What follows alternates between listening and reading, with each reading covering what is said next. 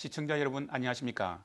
지금부터 안성시 선거방송 토론위원회가 주관하는 제21대 국회의원 선거 안성시 선거구 후보자 토론회를 시작하겠습니다. 저는 진행을 맡은 이훈입니다.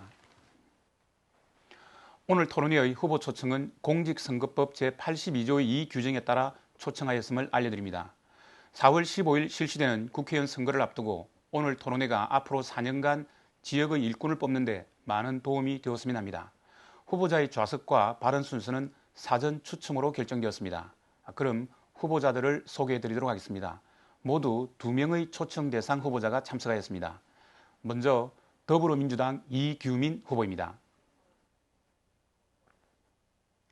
다음은 미래통합당 김학용 후보입니다.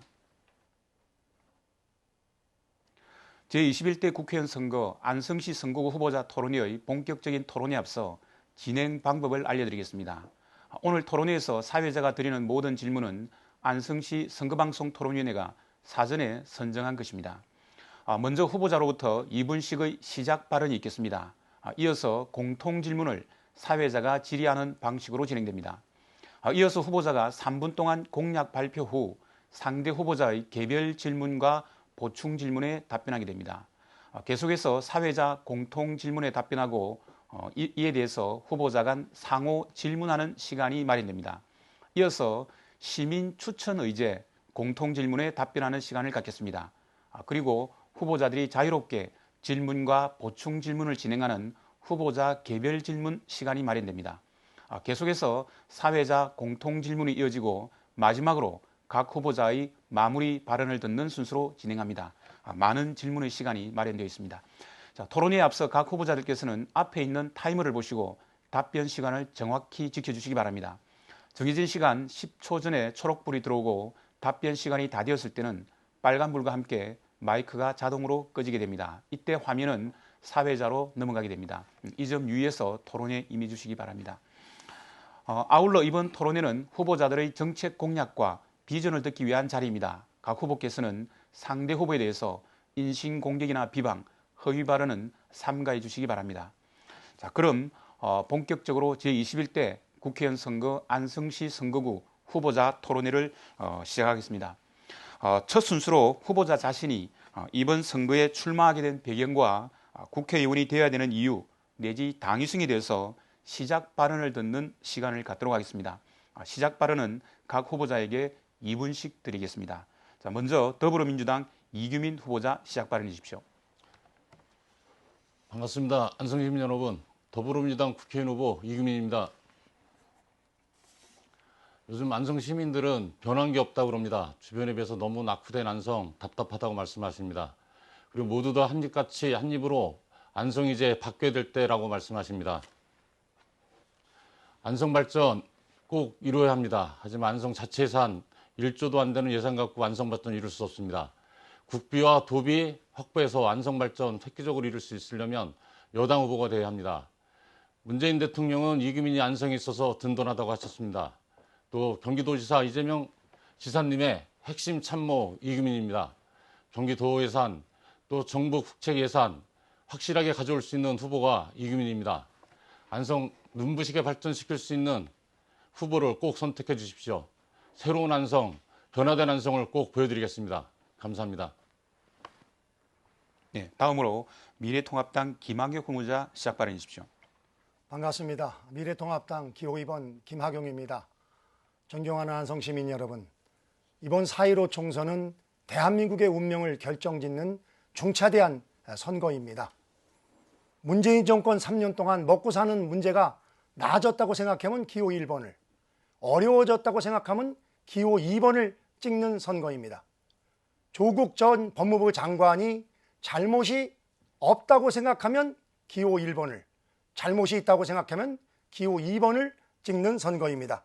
대통령께서 30년 지기 친구를 울산시장으로 당선시키려고 불법을 자행한 의혹이 있는 청와대가 잘못이 없다고 생각하면 기호 1번을, 잘못이 있다고 생각하면 기호 2번을 찍는 선거입니다. 우리 안성은 지난 12년 동안 안성 전성시대를 열 만반의 준비를 끝냈습니다. 서울 세종 고속도로가 2년 후는 개통을 하고, 그리고 평택 안성 부발 철도도 본궤도에 올랐습니다. 동북권 발전이 필수 요건인 충주댐 용수 공급도 내년부터 1일 10,000톤에서 24,000톤으로 늘어납니다. 안성 전체 면적의 5분의 1을 차지했던 가연 취수장 규제도 해제했습니다. 이제 40년간 안성 발전을 옥죄고 있었던 유천 송탄 상수원 보호구역 해제의 해법도 찾았습니다. 안성을 인근 평택 용인과 비교하는 것은 적절하지 않습니다.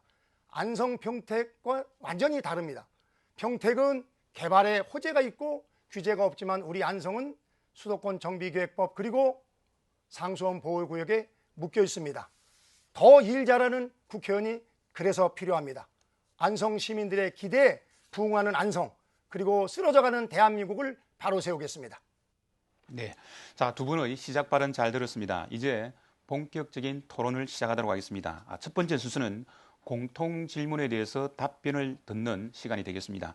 공통 질문 첫 번째 주제는 코로나19 등 신종 바이러스 감염병 확산 방지를 위한 대책과 경제적 지원 방안에 관한 질문입니다. 코로나19로 인하여 전국에서 약 1만 명의 확진자가 발생하고 사망자가 100명이 넘어서는 등 국민들의 생명에 대한 위협은 물론 소비 쇼크로 인한 경제 상황 악화로까지 이어지고 있습니다. 이에 대한 현 정부의 코로나19 방역 대책에 대해서 어떻게 생각하시는지와 국가 차원의 효율적인 방지 대책과 또 현 상황과 관련하여 경제적 어려움을 겪는 국민들을 위한 지원 방안이 있다면 말씀해 주십시오. 자, 먼저 김학용 후보부터 시작하겠습니다. 먼저 이 시간에도 코로나 극복을 위해서 사투를 벌이고 있는 의료진 그리고 자원봉사자 여러분 노고에 감사드립니다. 코로나19 확산 방지를 위해서는 무엇보다도 정부 시책에 따르는 것이 중요하다고 생각이 됩니다. 개인 스스로 위생에 철저를 기하고 다중시설은 회피하고 그리고 꼭 필요한 경우에는 사회적 거리 두기를 실천하는 것이 필요하다고 생각이 됩니다. 이번 코로나 사태가 진정이 되고 나면은 전반적으로 이러한 국가 전염병에 대한 방역 시스템을 정비해야 된다고 생각이 됩니다. 저는 개인적으로 단기적으로는 지금 현재 정부에서 취급하고 있는 재난기본소득 지급은 필요하다고 생각이 됩니다. 그러나 이것만으로는 부족하다고 생각이 됩니다. 이것은 단기적인 대책이고 중장기적으로는 실질적으로 피해를 입고 있는 소상공인, 자영업자, 그리고 어린이집, 유치원을 비롯한 이러한 분들에게 제대로 지원이 될 수 있게끔 후속 조치를 취해야 된다고 생각이 됩니다. 이번에 우리 안성에서도 다양한 대책을 세웠습니다만 첫 번째, 작년도에 비해서 매출이 10% 이상 떨어진 곳에 대해서는 월 100만 원씩 최대 200만 원을 지원하도록 했습니다. 국가적으로도 이러한 시책이 필요하다고 생각이 됩니다. 다양한 시책을 통해서 소상공인 자영업자들에게 힘이 되는 그런 후속 조치를 국회에서 마련하도록 하겠습니다. 네, 이규문 기자 답변해 주십시오. 예, 코로나 질병 위기는 우리 국민들이 어느 정도 인식하고 계시겠지만 이제 곧 우리가 해결해 나갈 수 있을 것 같습니다. 하지만 김학용 의원님 말씀하셨지만 이제 곧 우리에게 닥칠 건 또 경제적 위기가 함께 도래하고 있습니다. 우리 문재인 정부는 선제적으로 재난안정지원금을 지원하기로 했고 또 경기도지사 이재명 지사는 10만 원씩 재난기본소득을 지원하기로 했습니다. 또 안성시에서는 저와 우리 민주당 지역위원회에서 시에 제안해서 1인당 25만 원씩의 재난기본소득을 지원하기로 최종 결정이 됐습니다. 이번에 이 재난기본소득 지원은 새로운 사례가 될 거라 생각합니다. 우리가 경제가 어려울 때마다 대기업들에게 예산을 퍼줘서 결국은 경제 위기는 극복했지만 결과적으로 서민들은 또 더 어려워지는 빈익부가 더 강화되는 상황이 나타났었는데 이번에 우리가 제안한 재난기본소득은 실질적으로 어려운 서민들에게 예산을 줘서 그 돈이 곧바로 소상공인에게 전달되고 또 결과적으로는 기업들까지 전달이 돼서 지역의 경제 위기, 또 나라의 경제 위기를 극복할 수 있는 새로운 방안으로 좀 자리 잡을 수 있을 거라고 생각합니다. 물론 이제 김 의원님도 지적하셨지만 지원에 또 사각지대가 굉장히 많습니다. 뭐 어린이집부터 또 우리가 소상공인들을 지원하는 기준 외에 지원 못 받는 여러 가지 사각지대들이 있는데 이 부분들 꼼꼼히 살펴서 또 지원해서 어려움을 극복하는 데 함께 할 수 있도록 하겠습니다. 네. 자, 계속해서 두 번째 공통 질문의 시간을 갖도록 하겠습니다. 이번 주제는 보계명 삼성생명 부지 활용 방안이 되겠습니다. 안성시 보계면 남풍리 일원의 약 40만 평의 삼성생명 부지와 관련해서 언론 기사에 따르면 두 후보님들의 각각 활용 방안이 있는 것으로 알려져 있습니다. 일부 시민들은 국회의원이 요구한다고 해서 민간기업인 삼성생명이 그 말대로 개발할지에 대해서 의문을 갖고 있기도 합니다. 이에 대한 구체적인 공약 실현 방안에 대해서 말씀해 주시기 바랍니다. 자, 먼저 이규민 후보자 시작해 주십시오. 예, 우리 안성이 삼성하고 인연이 많습니다. 사실 보계면 남풍리에 있는 38만 평의 부지는 납골 땅하고 화장장을 하려고 좀 삼성에서 사들였던 땅이고요. 또 지역 주민들이 이제 열심히 싸워서 좀 납골 땅을 막아서 지금까지 이제 보존되어 있는 땅입니다. 우리 평택에 삼성이 들어오면서 안성 시민들은 5년 동안 철탑 반대 싸움을 했습니다. 결국 이제 삼성에 의해서 계속 안성 시민들이 이제 피해자가 됐었던 거고요. 저는 이런 부분에서 우리가 삼성이 우리한테 좀 해야 될 일이 좀 있다, 역할이. 그렇게 생각합니다. 그리고 삼성 부지가 있는 바로 인근에는 제2경부고속도로 스마트 IC가 생깁니다. 스마트 IC가 개통이 되면 서울까지 30분 이내로 접근할 수 있는 교통의 요지가 되고요. 또 옆에는 SK 하이닉스 반도체가 원삼에 들어옵니다. 저는 이곳이 삼성이 할 수 있는 최적의 첨단 산업 기술을 만들 수 있는 최적의 공간이 될 수 있다고 생각하고, 정부에서 적극적으로 AI 산업을 발전 육성하기 위해서 애를 쓰고 있고, 삼성 자체에서도 AI 산업을 발전시켜서 노력하고 있습니다. 여기에 우리가 적극적으로 노력해서 한다면, 특히 문재인 정부와 경기도지사와 함께 저희가 하면 충분히 반도체 산업, 삼성 AI 산업단지 충분히 유치할 수 있다고 생각합니다. 네, 자, 김학용 후보자 답변해 주십시오.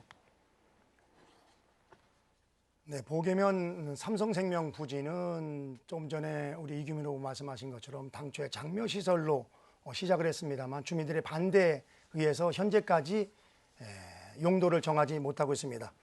저 개인적으로는 단기적으로는 38만 평 부지 중에서 4만 6천 평의 생활 스포츠 타운을 조성해서 우리 시민들의 공간으로다가 함께 활용할 계획을 가지고 있습니다. 이 문제는 삼성 측과 또 구두 협의를 마쳤고, 당선 직후 필요하면 MOU를 추진하도록 조치를 하고 있습니다.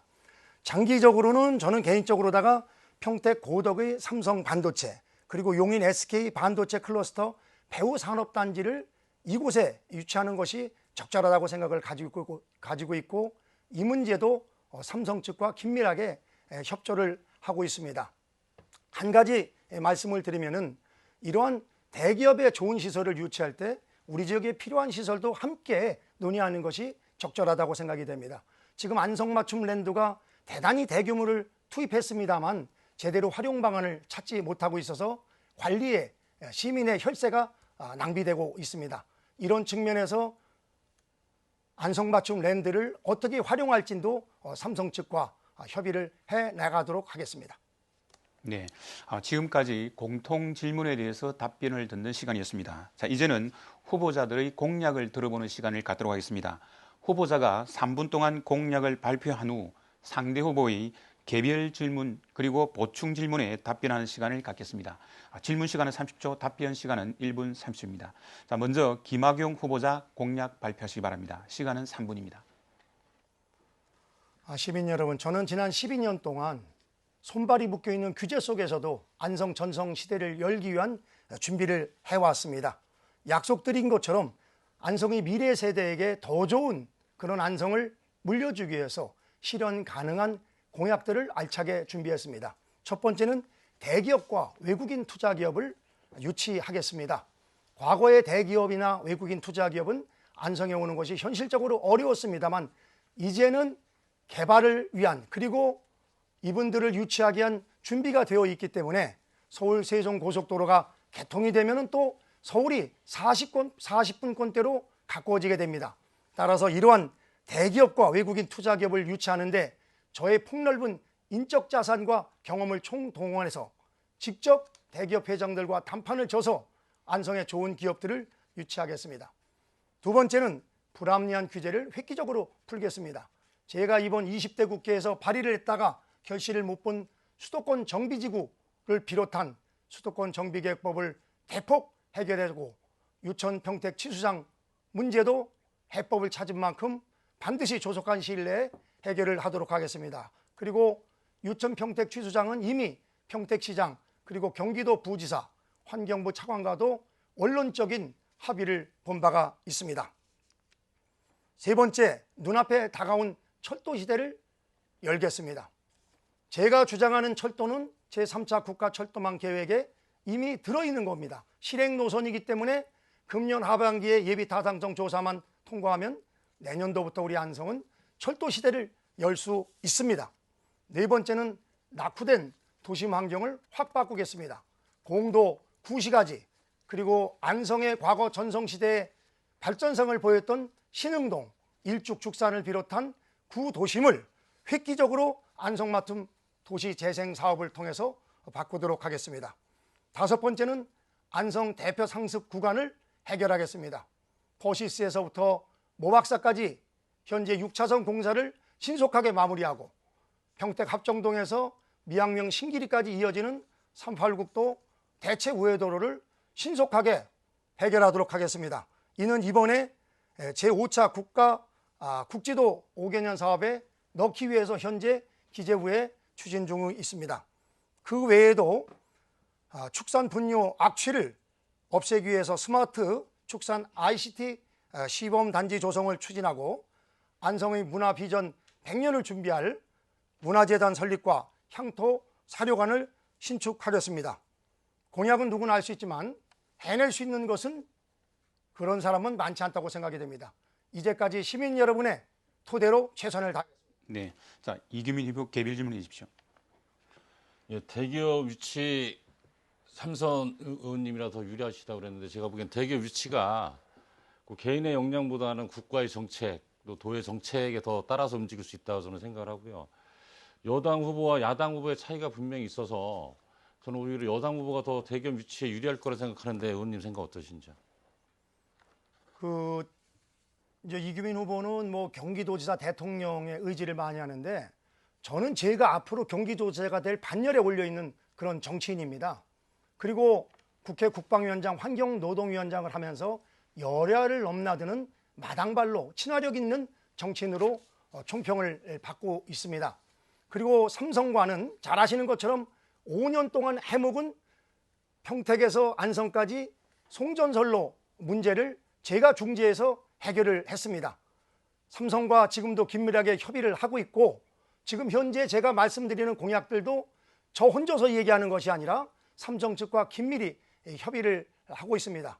그렇기 때문에 저는 꼭 여당 후보가 된다고 대기업을 유치하는 것이 옳지는 않다고 생각이 됩니다.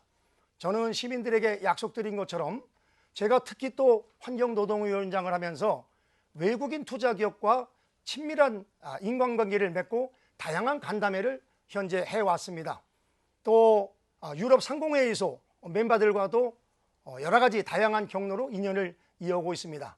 이런 폭넓은 인맥을 바탕으로 해서 이제 안성에 꼭 필요한 대기업을 제가 대기업 총수들을 직접 만나서라도 유치해서 안성 시민이 바라는 그런 안성 전성시대를 반드시 열겠다는 그런 약속을 드리겠습니다. 보충 질문하십시오.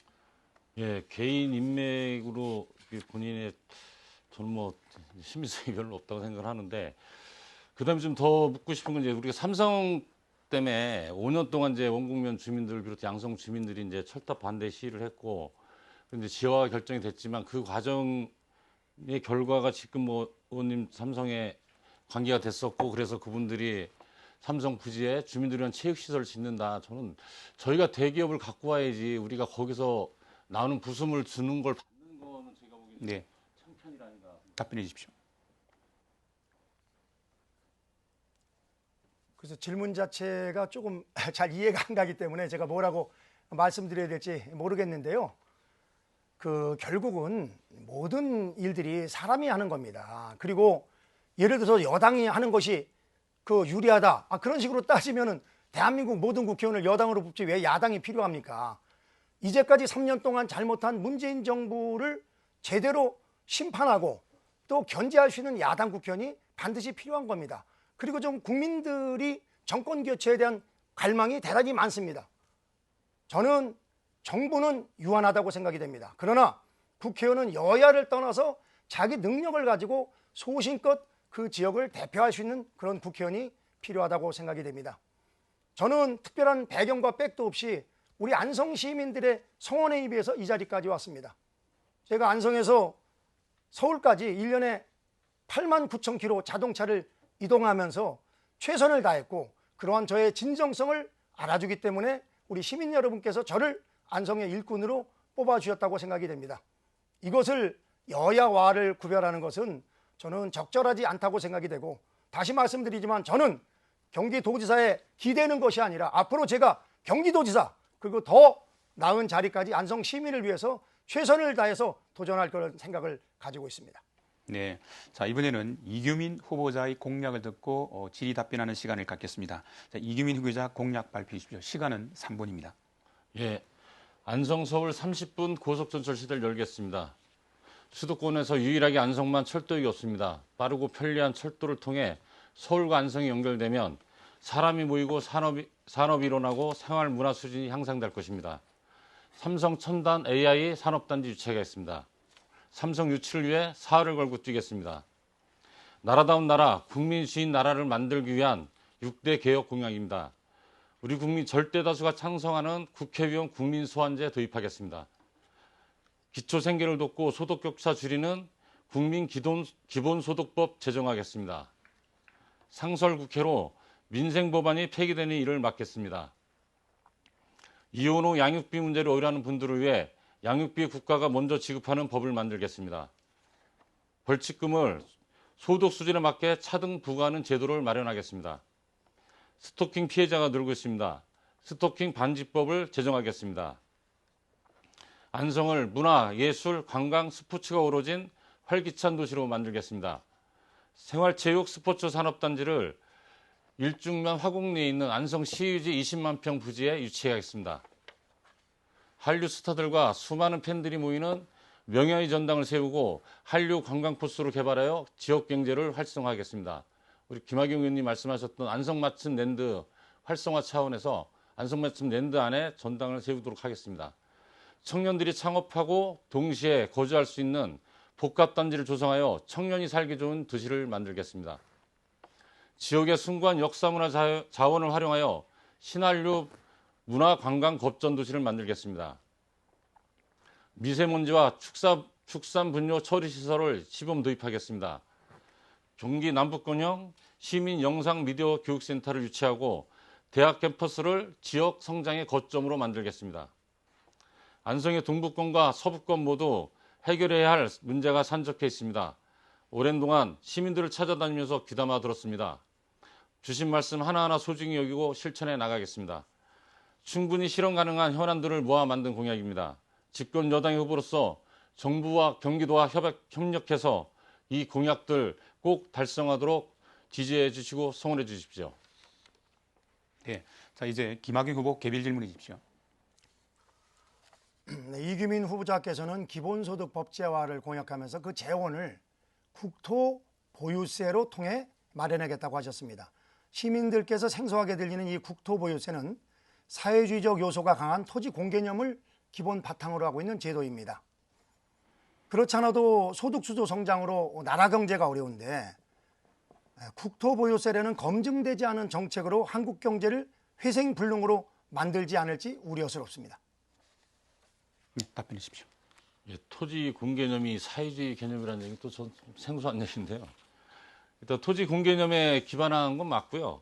국토보유세를 신설하는데 우리 국민들이 뭐 국토를 다들 자기들이 땅을 많이 갖고 있다 생각하시지만 사실상 우리 국토의 대부분은 우리나라 재벌들이 갖고 있고 그 재벌들의 주요 소득 원천이 되고 있습니다. 그래서 국토보유세가 실질적으로 서민들한테 피해를 주거나 일반 서민들의 세금을 더 올릴 수 있는 그런 요인이 되지 않도록 좀 철저하게 법안을 마련해서 하도록 하겠습니다.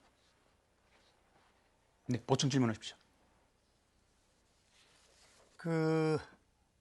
두 번째는 이규민 후보님 공약을 보면은 16대, 20대 총선에는 대학 등록금 무상, 로봇, 항공우주 등 첨단 지식 창조 산업도시 건설, 18대 안성시장 선거 예비 후보자 때는 신재생 에너지 산업단지 개발, 20대, 21대 때는 삼성 AI 산업단지 유치, 스포츠 산업단지 조성을 하고 있는데 과연 이것이 실현될까 의문이 갑니다.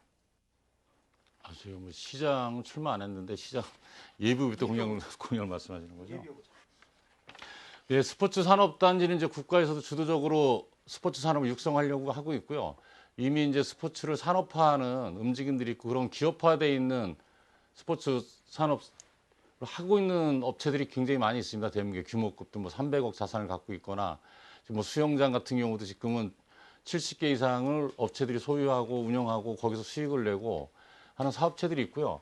이 부분은 제가 수원 월드컵 경기장의 사무총장으로 있으면서 저희가 스포츠 센터를 직접 운영해 봤고 또 이제 여러분이 아시다시피 경주 같은 경우 이제 유소년 축구대 갖고 사실은 지역 경제 다 살 수 있는 기반을 갖고 있거든요. 그래서 저희도 충분히 서울에 인접해 있는 공간에 있고 또 저희가 뭐 장점이라면 개발이 안 돼서 땅값이 싸고 충분히 우리가 여기에 이제 축구장, 야구장, 일반인들 동호회들이 와서 이용할 수도 있고 우리가 전국대회를 유치해서 활용할 수 있는 그런 공간으로 만들면 지역에도 이제 도움이 될 거고요. 저는 지역 경제 활성화에 큰 거점이 될 수 있다고 생각하고 있습니다. 그래서 충분히 유치 실현한 공약입니다. 네, 지금까지 공약 발표 후 개별 질문의 시간이었습니다. 자, 이제는 공통 질문 후 상호 질문의 시간을 갖도록 하겠습니다. 사회자의 공통 질문에 후보자들의 답변을 각각 들어보고 상대 후보자들의 개별 질문에 답변하는 시간입니다. 자, 공통 질문의 첫 번째 주제는 철도 공약 관련 질문입니다. 현재 수도권 대부분의 지역에 철도와 전철이 연결되었지만 안성시는 아직 철도와 전철이 없습니다. 이와 관련하여 후보자들 각각의 공약이 있으신데 막대한 철도 건설 예산 및 운영비의 문제로 인해서 시민들은 철도와 전철 유치 공약의 실현 가능성에 대해서 의문을 제기하고 있습니다.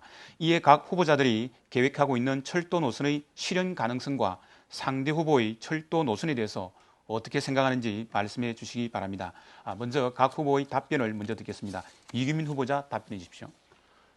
예, 먼저 김학용 의원님 말씀하셨던 평택 부발 철도 노선은 아까 말씀하셨지만 이제 사전 타당성 조사 과정에 있고요. 제가 도 철도 정책 자문위원으로 있어서 지난번에 이 노선을 좀 빨리 좀 적극적으로 반영해 달라. SK 하이닉스도 들어오기 때문에 타당성이 더 높아졌으니까 이 부분 사전 타당성의 조사 때 반영해서 예비 타당성을 받을 수 있게 해달라고 이제 지사님하고 안성시장님하고 이제 관련 시군자들 같이 모여서 협약식 형태로 좀 한 적이 있고요. 동탄 안성 철도는 사실 뭐 안성까지만 얘기하면 이제 타당성이 없는데 이게 이제 진천군 청주공항으로 이어지는 노선입니다. 그래서 청주공항 저희보다는 사실상 이제 진천군하고 청주에서 더 적극적으로 나서서 이 운동을 하고 있고요. 올해 경기도에서 4차 국가 철도망에 반영해 달라는 노선이 43개 노선입니다. 그래서 저희가 이 중에서 유일하게 제가 적극적으로 지사님한테 얘기해서 안성 철도 노선은 따로 챙겨줘야 된다. 안성이 소외돼 있고 충청북도도 마찬가지 소외돼 있는데 이곳에 철도가 지나가면 새로운 발전에 계기가 될 수 있기 때문에 좀 도와달라고 얘기해서 지사님께서 바로 이시종 충북지사님과 함께 이 노선에 대해서 협약식을 체결하고 적극적으로 추진하자라고 얘기를 하셨습니다. 그래서 이 노선이 실현성이 없다기보다는 저는 좀 충분히 실현성이 있고 곧 될 수 있다고 생각하고 있습니다. 네, 자 이번에는 김학용 후보자 답변해 주십시오. 저는 지난 총선에서 평택 후발선 철도를 3차 국가 철도망 계획에 반영시킬 것을 공약을 했고 2016년에 본사업에 포함을 시켰습니다. 이 철도 공약이 선거 때문 단골로다가 거론되는 공약이지만 현실화시키기가 참 어려운 것이 사실입니다. KBS와 매니페스토 운동 본부에 따르면은 지난 20대 철도 공약도 총 289건의 철도 공약 중에서 지켜진 건 30%도 안 됐다는 이야기를 들었습니다. 이제 아까 말씀드린 것처럼 이 철도는 금년도 예탈을 거쳐서 내년도부터 본사업에 들어갈 수 있도록 최선을 다하고 있습니다. 이기민 후보께서 말씀하신 동탄 안성 청주 공약은 지금 현재는 아무런 계획이 없는 거고 내년도에 4차 국가 철도망 계획에 집어넣어야 되는 겁니다. 물론 이것도 필요합니다만 저는 당연히 내년도 계획에 국회의원으로서 이걸 넣기 위해서 최선을 다하도록 하겠습니다. 국가 철도망 계획에 본사업을 넣는 것은 정말 어렵습니다. 그러나 저는 이것을 실천했고 반드시 안성 철도 시대를 열어서 시민들이 바라는 안성에서 강릉까지 1시간도 안 걸려서 가는 그런 시대를 바로 실현하도록 하겠습니다. 네, 자 이제 개별 질문의 시간을 듣겠습니다. 자, 먼저 김학용 후보가 이규민 후보자의 답변에 대해서 개별 질문해 주십시오. 2016년 총선에서 이규민 후보자께서는 평택 부발선 철도 유치에 대해서 철도를 기반으로 하는 2차 산업시대는 지났고 단선 철도이기 때문에 안성 발전에 도움이 되지 못한다는 주장을 피면서 철도 유치에 비판적이었습니다. 지금 근데 이제 그거는 어떻게 생각하시는지랑 또 지금도 그렇게 생각하시는지 또 그리고 수원 군공항과 맞물려서 수원과 또 화성에서 반대를 하고 있는데 이걸 어떻게 잠재울 것인지 대책을 밝혀주시기 바랍니다. 수원 군공항은 무슨 말씀이십니까? 예, 제가 답변하겠습니다. 어쨌든 저 평택 부발 노선에 대해서는 저 굉장히 지금 당시에 이제 부정적이었었는데 실제로 우리가 필요한 철도 노선은 사실상 이제 서울로 가는 노선이지 지역과 지방과 지방을 잇는 노선이 사실상 실효성이 저는 변이 없다고 보고요. 지금도 마찬가지로 우리가 부정할 수 없는 거는 서울을 중심으로 대한민국이 성장해 가고 있고 인근 수도권 지역이 어느 정도 빨리 서울에 근접하시냐에 따라서 도시 확장이 이루어지고 있습니다. 지금도. 그렇기 때문에 저는 평택 부발 노선이 지역 경제에 그렇게 커다랗게 영향을 미칠 거라 생각하지 않고요. 지금도. 하지만 동탄 안성 철도 노선이 평택 부발과 만나면 그 시너지 효과가 충분히 있다. 그래서 저는 동탄 안성 철도 노선이 오히려 평택 부발 노선까지도 더 살릴 수 있는 길이 될 거고 아까 말씀하셨지만 사실은 굉장히 오랜 시간 걸려서 사전 타당성 조사 받은 거거든요. 평택 부발 노선이 의원님께서 약속하실 때 금방 될 줄 알았는데 저로. 그리고 이제 4년이 지나온 거고 이제 사전 타당성 조성을 받고 있고 그 조성 과정이 이걸 좀 빨리 되게 해달라고 강력하게 요구한 게 저희 도지사님하고 우리 전에 우시석재 시장하고 접니다. 좀 기억해 주셨으면 좋겠고요. 동탄안성 철도 노선은 제가 공약을 걸었는데 뭐 새누리당 아니 미통당의 시장 후보님들 다 공약을 걸었던 걸로 알고 있고요. 우리 김 의원님 공약에서도 저는 한번 본. 네. 자 시간이 다 되었습니다. 이제는 이규민 후보자가 김학용 후보자의 답변에 대해서 개별 질문하시겠습니다. 질문해 주십시오. 아니, 이 부분에도 뭐 특별히 질문할 거 없습니다. 김학용 후보 공약에 대해서 질문이 공약 전체에 대해서 예. 아까 발표한 공약에 대해서 질문할 수 있습니다. 예, 철도. 아니 순서가 그게 아닌 것 같은데. 철도에 대해서 아니 지금 사회자 2차 공통 질문 나갈 차례인 것 같은데. 그러니까요. 아니 저희가 사회를 보면 안 되는 거고. 자, 이규민 후보자 답변, 김학용 후보자 답변이 있었습니다. 김학용 후보자 개별 질문 하시고 답변하셨죠. 그 다음에 이규민 후보자가 개별 질문을 하셨습니다. 예. 알겠습니다. 아까 김학용 후보자의 답변에 대해서 질문을 할 수 있습니다. 아니, 저는 평택 부발 노선에 대해서 지금 이제 찬성하는 입장이고 아까 말씀드렸지만 우리 김 의원님이 남은 기간에도 좀 적극적으로 하셔서 이분이 잘 됐으면 좋겠습니다. 또 같은 일이고 이게 뭐 다른 일이라 생각하지 않기 때문에요. 김학용 의원님 말씀하시죠. 예, 저도 이규민 후보와 같은 생각입니다. 어느 철도가 됐든지 간에 지역에 들어오는 것은 저는 필요하다고 생각이 되고요. 그 단선 철도를 하는 이유는요. 복선을 하게 되면 경제성이 떨어져서 어쩔 수 없는 선택을 하는 겁니다. 이규민 후보가 지금 하고자 하는 동탄안성 청주공항을 잇는 수도권 내륙선 철도도 단선 철도입니다. 그리고 철도는 아시는 것처럼 10년 단위로다가 하는데 계획은 5년마다 수정을 하고 있습니다. 그래서 3차 국가철도망 계획이 2016년에 했고 4차 국가철도망 계획이 2021년 내년도에 있기 때문에 이제는 내년도에 바로 이 동탄에서 안성을 거쳐서 청주공항 가는 것과 또 광주에서 안성을 거쳐서 용인을 거쳐서 안성까지 오는 그런 노선도 저희가 함께 모색을 해야 된다고 생각이 됩니다. 당연히 사선 국회의원으로서 더 큰 책임을 가지고 지금 우리 안성에 필요한 철도들을 유치하는데 최선을 다하도록 하겠습니다. 그리고 제가 국철에 처음에 관심을 가졌던 것은요. 경전철이라 이런 것들은 50% 정도를 시비로 부담해야 되기 때문에 현실성이 없습니다. 그래서 제가 국철에 관심을 가졌고 또 말이 강릉까지 가는 거지 중간에 트랜스포해서 평택이나 또 이천 부발이나 이쪽을 통해 가지고서 서울로도 올라갈 수 있는 길이 앞으로 열리기 때문에 저는 그것도 꼭 필요하다고 생각이 됩니다. 네, 공통 질문 후 상호 질문의 시간을 한 번 더 갖겠습니다. 다시 요령을 한번 설명드리겠습니다. 제 질문에 대해서 각각 답변을 하시고 또 각각 상대편의 답변에 대해서 질문할 수 있습니다. 각각 질문을 할 수 있습니다. 자, 이번 주제는 SK 하이닉스 오페리오 방류 문제에 대한 대책입니다. 용인시 원산면 1원에 2024년까지 1조 7,904억 원을 투자해서 반도체 클러스터 산업단지를 조성하고 입주 기업인 SK 하이닉스가 120조 원을 투자할 계획입니다. 그러나 해당 사업과 관련해서 오폐수 방류와 관련하여 안성의 고3 저수지, 안성청 등의 환경에 대한 시민들의 우려 목소리가 높습니다. 용인시에 추진 중인 SK 하이닉스 반도체 클러스터와 관련해서 현재 문제가 되고 있는 오폐수 문제 등 안성시의 피해가 우려되는 부분에 대한 해결 방안이 있으시면 말씀해 주시기 부탁드립니다. 자, 먼저 각각 답변을 듣겠습니다. 자, 김학용 후보부터 답변해 주십시오. 이 문제는 제가 지난 12월 중순에 안성시청으로서 보고를 받고 즉시 한강유역청장에 전화를 드려서 이 문제점을 얘기를 했습니다. 20도가 넘는 그런 수온으로다가 고사모수로 물이 들어오면은 운무 현상으로 해서 교통에 문제가 있다.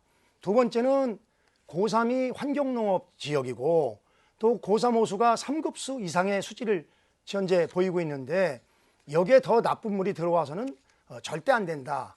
이 문제를 분명히 지적을 했고 한강유역청에서는 이런 의견을 받아들여서 1월 6일 날 반려를 한 바가 있습니다. 그리고 제가 지난 2월 21일 간담회를 통해서 저희 지역의 주민들과 함께 모인 자리에서 분명히 우리 안성의 용인이 잘 되는 것은 좋지만 우리 안성에 피해가 오는 이런 오폐수 방류는 절대 제가 막겠다는 말씀을 분명히 드렸고 여러 차례 이런 것을 한강유역청과 지금 협의를 하고 있습니다. 저는 이것은 대단히 중요한 것이 이것이 잘못되면 평택고 수질이 나빠지게 되면은 제가 40년 동안 걸린 유천 평택 취수상을 풀기 위해서 찾은 해법이 문제가 됩니다. 1조 5천억을 오히려 국비를 지원을 해서까지 수질을 현재 향상시키려 하고 있는데 고3으로다가 오폐수가 들어오면 결국은 평택으로 들어가기 때문에 이건 절대 불가하다. 이것을 분명히 말씀드립니다. 네, 이규민 후보자 답변해 주십시오. 네, 이제 먼저 답답한데요. 이제 평택에 삼성이 들어와서 우리 주민들이 진짜 5년 동안을 길에서 싸우고 고생하셨습니다. 근데 또 용인에 SK 하이닉스가 들어오면서 또 주민들이 또 다 현수막 거시고 매일같이 대책해 가십니다. 용인에는 5천억의 세수가 생긴다고 그러는데 안성에는 33만 톤의 폐수가 들어오게 되어 있고요. 김학용 님께서 뭐 계획이 아니라고 그러시는데 어쨌든 계획을 하고 들어왔던 거죠. 여기 안성 쪽으로 방류하기 위해서. 그래서 그런 절차를 밟고 있는 과정에 있는 거기 때문에 거기서 계획을 하고 추진하고 있는 거고요. 저는 이 문제가 이제 단순히 폐수가 그냥 일반적인 폐수도 아니고 이제 반도체에서 나오는 폐수이기 때문에 그리고 다른 이천의 전뜰천이라는 곳에서 방류된 물 때문에 그 인근의 농민들이 다 사실상 농업을 못했고 나중에 결과적으로는 이제 SK에서 그 보상을 다 해줬습니다. 이제 소리 소문 없이.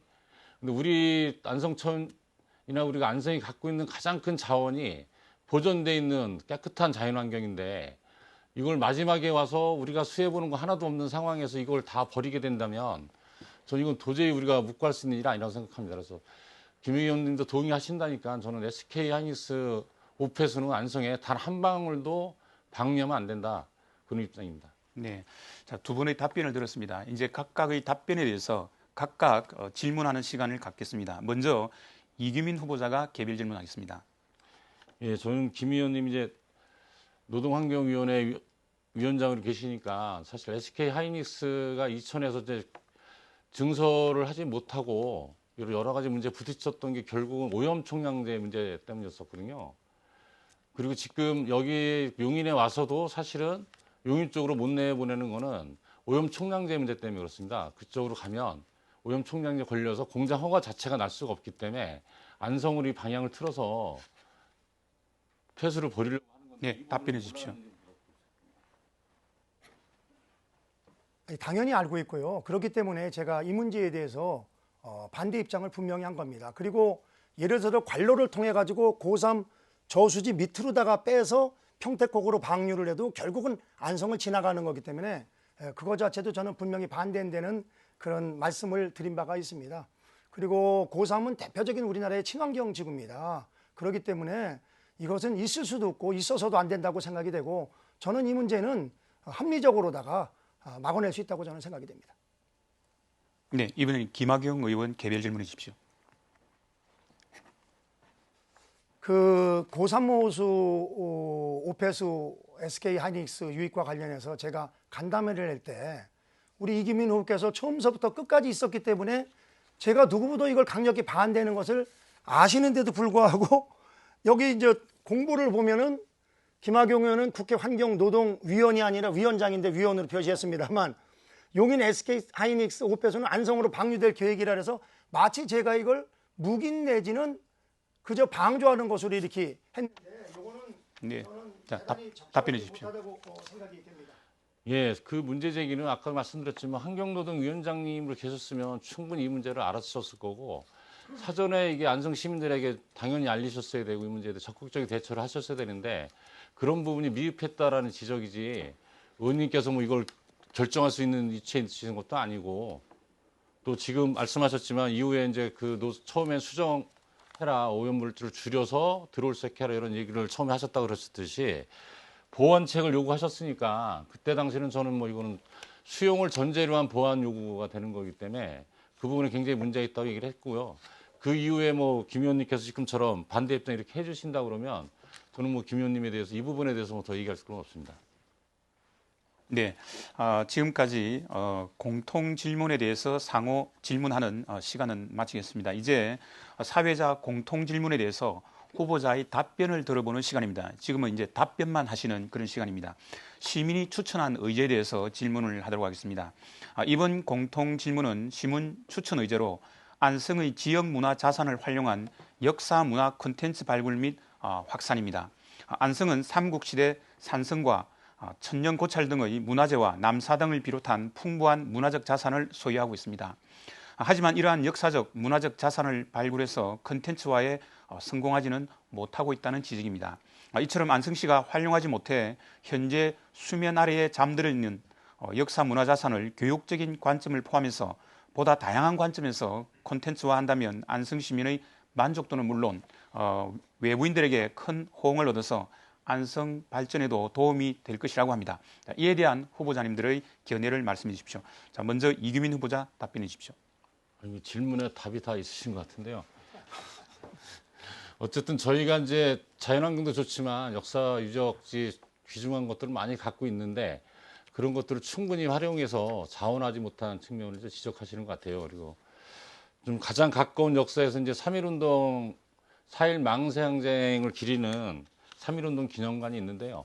이 부분 이제 지금도 이제 많은 관람객이 오고 있지만 우리가 더 많이 이걸 확대하고 지역의 자산으로 만들려면 또 교육관 등 이제 인근 지역 옆 부지로 좀 확장해서 좀 할 필요가 있고, 또 이제 원곡이나 양성에 이미 독립운동 기념대 역사의 자치가 있는 곳을 다시 우리가 이제 보존하고 재현하는 사업을 해서 이 인근 지역 자체가 우리 이제 독립운동의 역사를 배울 수 있는 공간으로 이렇게 만드는 작업들이 좀 필요하다 이렇게 생각하고 있습니다. 그리고 죽수산성 봉업사지 터 같은 경우도 이제 굉장히 중요한 사적지고, 이 부분은 이제 이미 이제 개발이 되고 있음에도 불구하고 예산 지원이 계속 안 돼서 좀 지금 사적지 문제가 걸려 있는 건데요.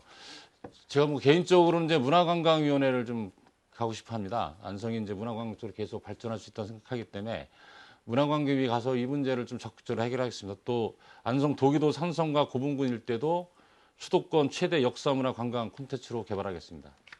네, 김학의 후보 답변해 주십시오. 우리 안성은 정말 다양한 스토리가 살아 숨쉬는 역사와 전통의 고장입니다. 그래서 조금 전에 말씀하신 것처럼 다양한 시설들이 있습니다. 문화유산은 과거와 현재를 이어주는 고리이며 또 미래를 열어주는 값진 자산입니다. 또 그리고 우리 안성에는 정말 유수한 저명한 예술가들이 많이 계십니다. 이런 분들을 한데 모아서 시너지 효과를 내야 됩니다. 저는 그동안에 봉업사지 국가사적 지정 추진을 비롯해서 도기동 고구려 목적산성에 대한 집중적인 개발 투자, 그리고 다양한 문화 시책들을 펼쳐왔습니다. 그런데 가장 중요한 것은 이러한 다양한 문화적인 자산들을 제대로다가 지역에 필요하게끔 효율적으로 만들어내는 데는 뭔가 부족하다. 그래서 이번에 제가 안성시 문화재단 설립을 공약을 했습니다. 이 문화재단을 통해서 우리 안성의 소중한 문화 자산들이 국민들과 더 함께 호흡할 수 있도록 하겠습니다. 또 그리고 향토 사료관 신축을 제가 건의했는데요. 현재 지금 그 독자가가 이미 기증한 것들도 제대로 관리가 안 돼 있고 또 수많은 문화유산 향토 자료들이 개인 집에서 잠자고 있습니다. 이런 것들을 한데 모아서 향토 사료관에 잘 보존해서 후손들에게 우리 안성의 역사를 물려주도록 하겠습니다. 네, 자 이제 순서를 바꾸겠습니다. 이번에는 후보자 개별 질문의 시간입니다. 후보자가 자유롭게 주제를 선정해서 다른 후보에게 질문을 하고 답변을 듣고 다시 보충 질문을 할 수 있습니다. 그 질문을 2번 할 수 있다는 것을 생각하시고 토론해 주시기 바랍니다. 질문 시간은 30초, 답변 시간은 1분 30초입니다. 자, 먼저 김학용 후보 개별 질문해 주십시오. 제가 이규민 후보 공보에 김학용 의원은 바이크를 타는데 바이크의 고속도로 진입 허용 법안을 발의했다. 이것 때문에 아주 여러 번 항의 전화를 받았는데 분명히 말씀드리면 저는 이런 법안을 낸 적이 없습니다.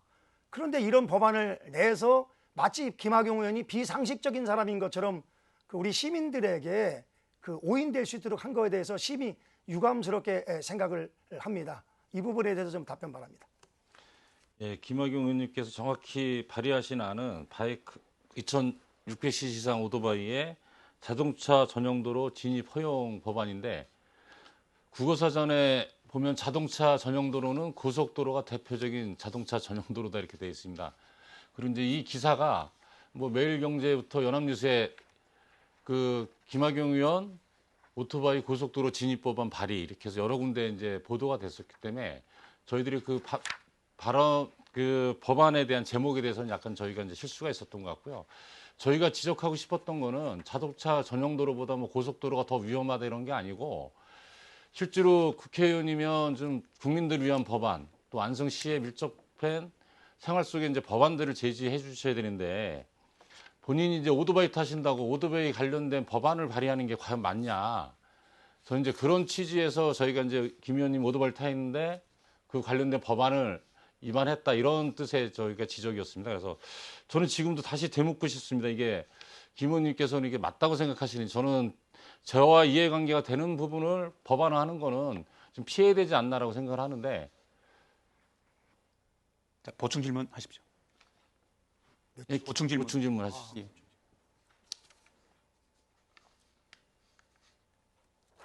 첫 번째는 이규민 후보가 말씀하신 게 잘못된 게 도로교통법상 자동차 전용도로와 고속도로는 명백하게 틀리고요. 저는 국민들을 위한 법안들을 이미 많이 제출하고 있습니다. 그리고 이것은 저 개인을 위한 것이 아니라 OECD 국가 중에서 자동차 도로의 전면 통행 금지를 하는 건 우리나라밖에 없습니다. 그런 의미에서 이번에 낸 거지 제가 오토바이 탈 시간이 언제 있겠습니까? 예, 보충. 예. 아니 많이 타신다고 제가 인터뷰한 걸 본 것 같은데요. 근데 그 법안의 60조 항이 60조였나요? 그 법안이요? 의원님이 발의하신 법안이 뭐냐면 도로교통법 중에 그 조항은 고속도로에 오토바이가 진입할 수 없다라는 조항이고 거기에 자동차 전용도로에 진입할 수 없다가 아니고요. 고속도로에 오토바이 진입할 수 없다. 그리고 그 의원님께서 발의하신 법안은 다만 2600cc 이상의 오토바이는 자동차 전용도로를 이용할 수 있다라고 되어 있는 부분이죠.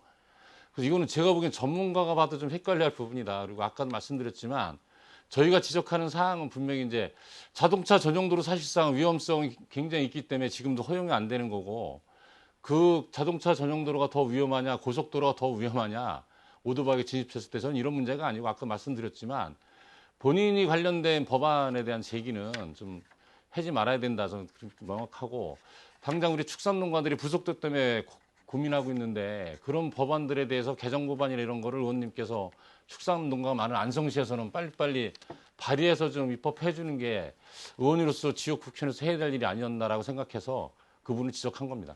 네. 자, 이번에는 이규민 후보가 개별 질문을 하고 김학용 후보가 답변하는 방식을 갖겠습니다. 역시 보충 질문이 있습니다. 자, 이규민 후보 개별 질문해 주십시오.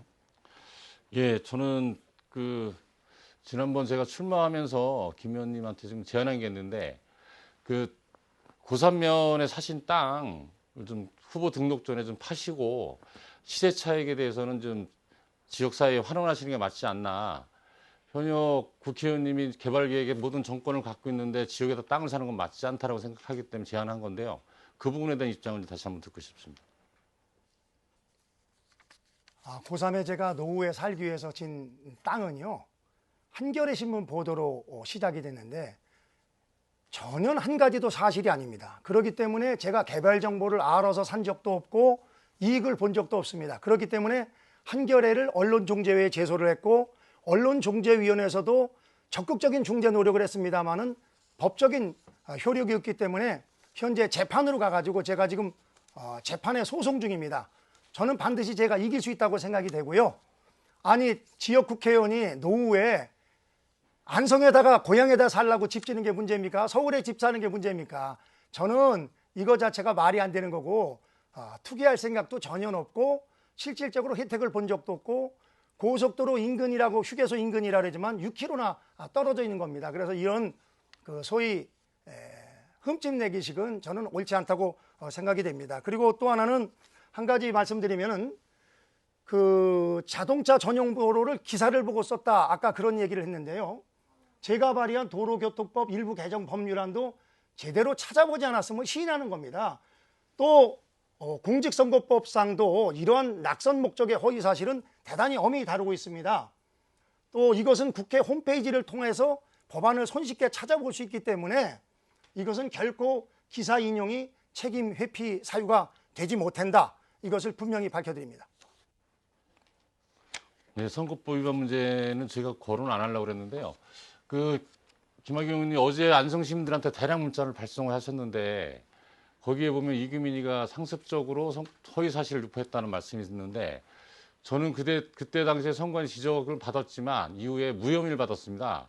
처벌받은 적이 없습니다. 허위 사실 유포로 한 번도 처벌받은 적이 없는데 마치 처벌을 받아서 가중 처벌을 받을 것처럼 또 상습적으로 한 것처럼 악의적으로 문자를 보내셔서 저는 오늘 이제 이 부분을 고발하고 왔습니다. 그리고 나머지 내용도 마찬가지입니다. 네, 김학용 후보 답변해 주십시오.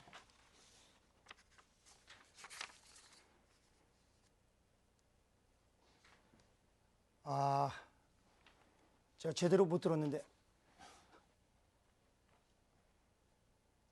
질문을 제가 제대로다가 이해를 잘 못했습니다. 자, 그럼 김학용 후보의 시간 속에서 간단하게 설명하는 시간을 가져도 되겠습니까? 예, 그렇게. 네, 예. 예, SK 하이닉스를 저희가 계획이다라고 썼는데 아니, 조금 의원님께서 아까 한 걸. 그 부분하고 아니, 확정됐다라고 부분만 그 부분하고 예, 아니, 그 부분만 제 시간에서 선거법. 피하는 거니까. 예, 선거법에 대해서 허위 사실을 저희가 유포하셨기 때문에 선관위에 고발을 했다라고 말씀드렸습니다. 알겠습니다. 예. 분명히 말씀드리지만 이규민 후보가 지난번에 허위 경력을 기재한 거는 사실이고 마치 제가 검찰에 고발한 것처럼 그렇게 기사를 내보냈는데 저는 제가 검찰에 고발한 적도 없고요.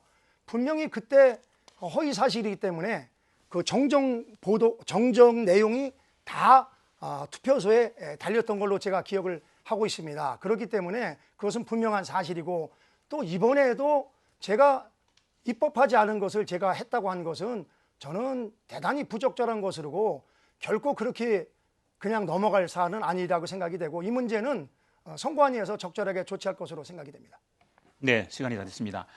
이제 다시 공통 질문의 시간으로 돌아가겠습니다. 사회자 질문에 후보자들의 답변을 들어보는 시간입니다. 후보자 간 토론은 없습니다. 답변만 듣는 시간입니다. 자, 주제는 최저임금 정책에 대한 견해를 듣는 시간입니다. 최저임금은 2017년 시급이 6,470원에서 2020년도 시급은 8,590원으로 2,000원 정도 인상되었습니다. 현 정부가 최저임금 1만 원을 공약으로 내세우며 연차별 인상에 들어가면서 노동자들의 최저임금은 인상되지만 역으로 소상공인과 중소기업들의 최저임금 인상이 부담이 된다고 하소연이 있습니다. 최저임금 인상 정책에 대한 견해와 최저임금 인상으로 나타나는 현상들에 대해서 어떻게 생각하시는지 말씀해 주시기 바랍니다. 자, 먼저 이규민 후보 답변해 주십시오. 예, 아까 답변 시간이 없어서 다시 말씀드리는데 지난번 선거 때 허위 사실을 위해서 처벌받은 사실이 정확히 없습니다. 그 부분은 김학용 의원님께서 숙지하고 계셨으면 좋겠습니다. 예, 지금 뭐 새누리당에 지금 미통당으로 바뀌었죠. 미통당에서 매일 그 최저임금 때문에 자영업이 다 망해간다 오늘 난리인데요. 사실상 그렇지 않고요. 또 최저임금 때문에 지금 이제 어쨌든 최저임금을 받는 사람들이 누굽니까? 다 사회초년생들, 청년들이고요. 또 사회적 약자들입니다.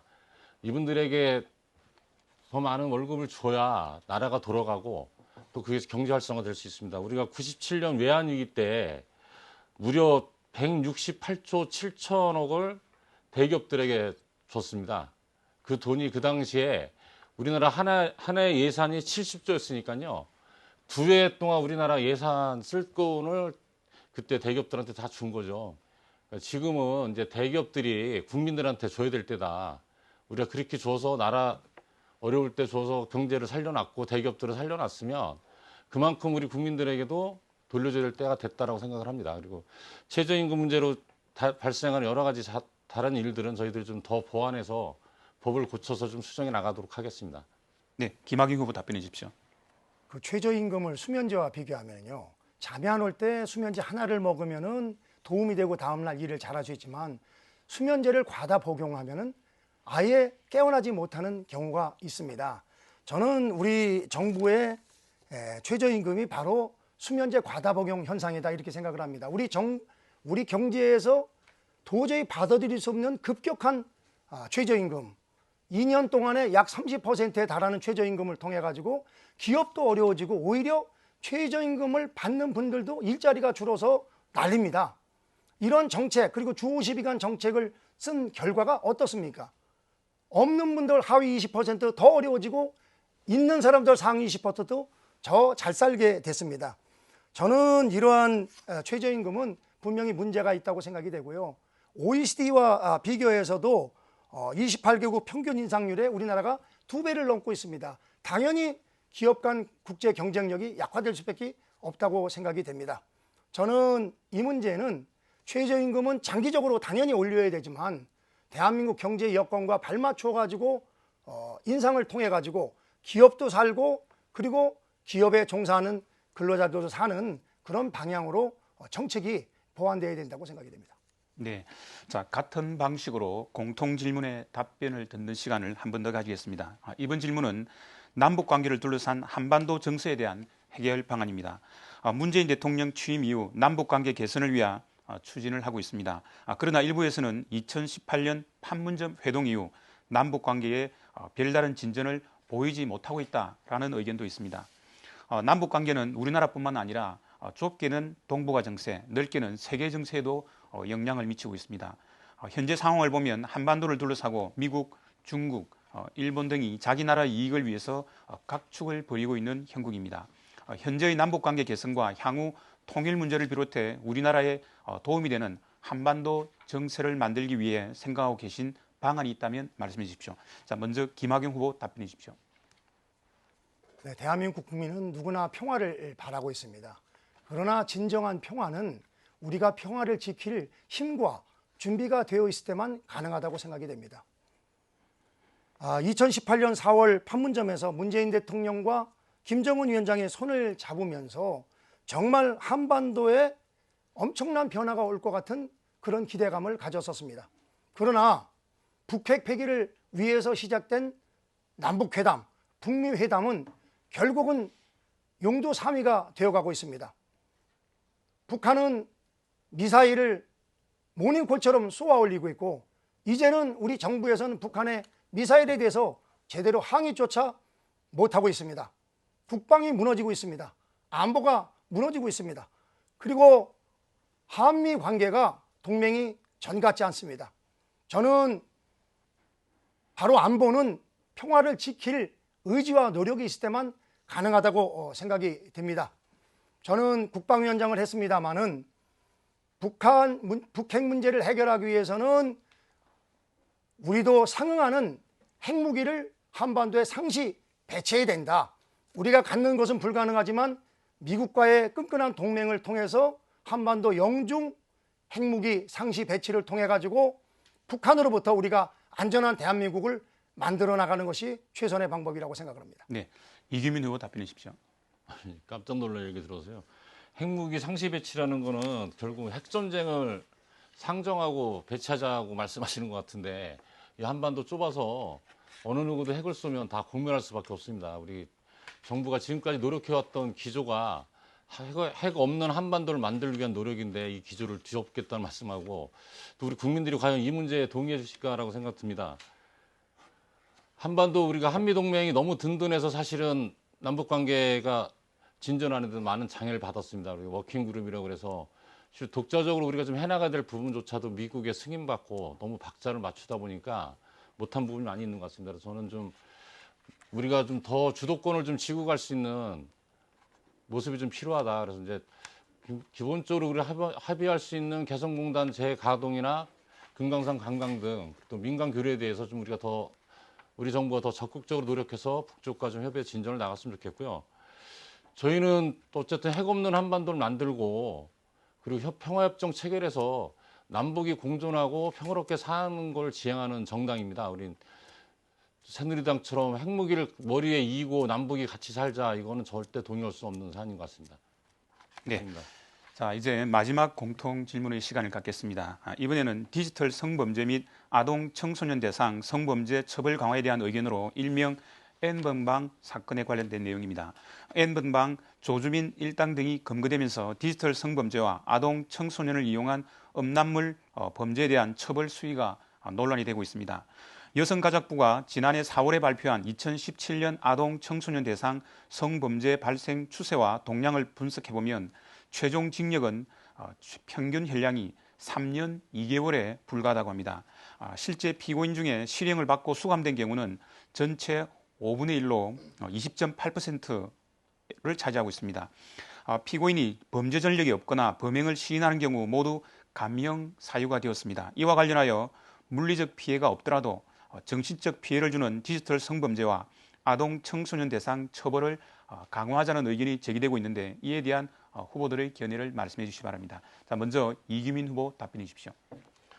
이제 시대가 많이 흘러서 우리가 옛날에는 이제 단순 폭행으로나 이제 뭐 물리적 충돌에 대한 피해를 보고 살았다 그러면 이제 지금은 정신적 피해가 굉장히 더 확산되고 커지고 있습니다. 그리고 어쨌든 우리 사회에 좀 만연돼 있는 성을 상품하는 문화가 수많은 범죄들을 연관시키고 좀 유발시키고 있고요. 이런 부분에 대해서 우리가 너무 좀 관대해 왔다라는 반성을 좀 해야 될 것 같아요. 또 언론들도 마찬가지고요.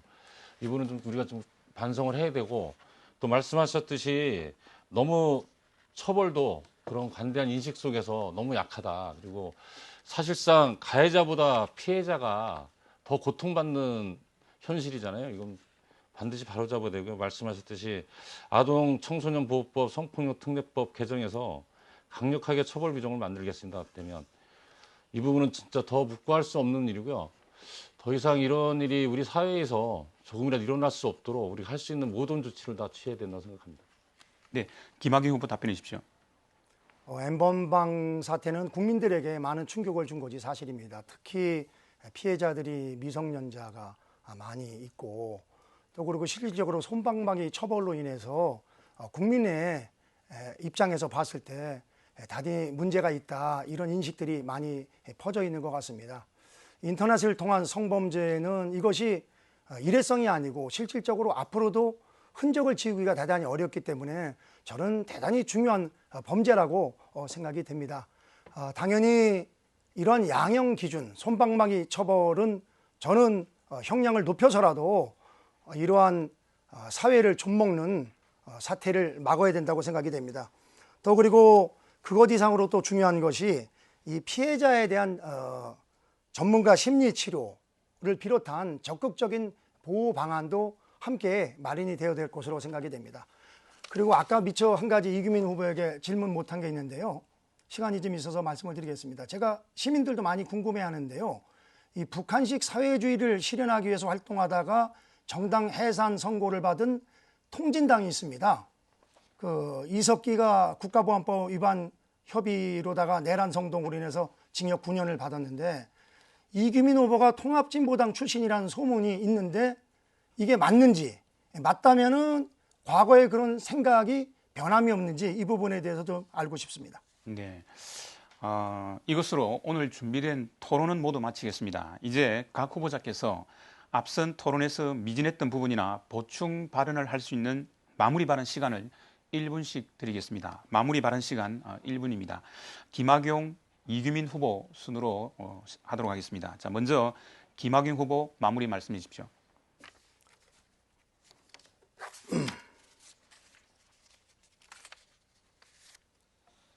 예, 존경하는 시민 여러분, 이제 4.15 총선이 불과 일주일 앞으로 다가왔습니다. 지난 12년 동안 정말 저는 제 혼신의 힘을 다해서 일해왔다고 감히 말씀을 드립니다. 다시 한번 기회를 주시면은 4선 국회의원이 돼서 더 커진 힘으로 더 큰 안성을 만들겠습니다. 우리 안성의 미래 세대에게 자랑스러운 안성을 만들어 드리겠습니다. 그리고 이제는 안성 시민을 위해서 안성을 빛내는 정치인이 되겠습니다. 4선 국회의원이 돼서 원내대표, 당대표를 통해서 안성의 자긍심을 높이고 그리고 앞으로 안성을 위해서 여러분께 약속드린 조선 중기 3대 시장의 영광을 반드시 되찾겠습니다. 대전의 성원과 지도 편달을 부탁드립니다. 네. 자, 이제는 이규민 후보 마무리 말씀해 주십시오. 예, 미통당으로 이름이 바뀌어서 좀 바뀌었을 줄 알았는데 여전히 우리 김 의원님이 흑색 선전으로 이번 선거를 다시 치르려고 하고 있는 것 같습니다. 좀 새로운 모습을 보여줬으면 하는 마음이고요. 저는 1등 국회의원 하지 않겠습니다. 대신 안성을 1등 도시로 만들겠습니다. 전국에서 가장 살기 좋은 도시 안성을 만들겠습니다. 힘있는 집권여당 후보 이규민에게 지지를 보내주시면 수천억의 국비, 수백억의 도비 갖고 와서 안성 눈부시게 발전시키겠습니다. 변화하는 모습 보여드리고 싶습니다. 안성 눈부시게 성장하는 모습 보여드리고 싶습니다. 더불어민주당 집권여당 후보 이규민을 선택해 주십시오. 감사합니다. 네, 두 후보의 마무리 발언까지 다 들었습니다. 이상으로 안성시 선거방송 토론위원회가 마련한 제21대 국회의원 선거 안성시 선거구 후보자 토론회를 모두 마치도록 하겠습니다. 토론에 참가하신 후보자님들 장시간 수고 많았습니다. 안성시 선거방송 토론위원회 주관으로 티브로드 기남방송 스튜디오에서 진행된 이 토론회는 오늘 이 방송에 이어 13일 월요일 오후 9시에 한 차례 더 다시 보실 수 있습니다.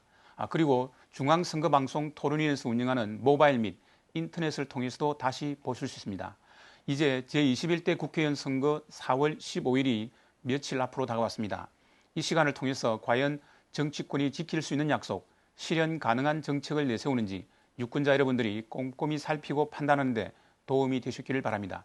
끝까지 토론을 지켜봐 주신 시청자 여러분 대단히 감사합니다.